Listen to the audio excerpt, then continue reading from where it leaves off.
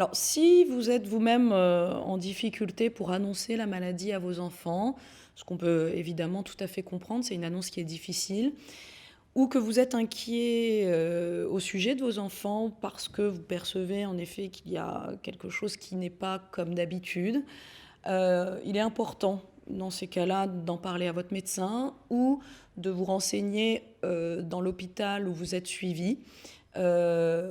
pour rencontrer un psychologue ou un pédopsychiatre.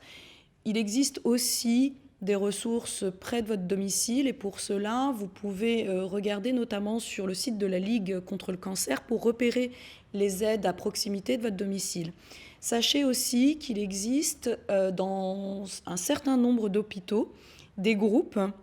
dédiés à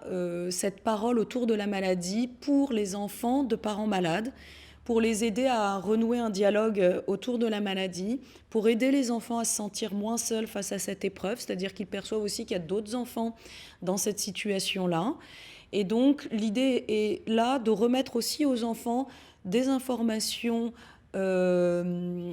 médicales sur la maladie qui soient claires et permettre de faire circuler de nouveau une parole autour de la maladie.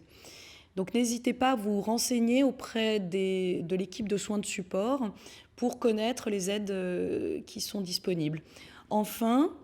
vous pouvez aussi aller sur le site de la Société française de psycho-oncologie, à la rubrique référentielle. Vous verrez, il y a des recommandations sur l'annonce de la maladie aux enfants. Initialement, ces recommandations sont dédiées aux professionnels de santé, mais les familles peuvent trouver un grand nombre de conseils, comme ceux que j'essaye de vous livrer, qui pourront vous guider. Bien sûr, il n'y a pas de règles généralisables à tous, mais ce sont des points de repère qui peuvent vous aider dans cette annonce progressive à faire auprès de vos enfants.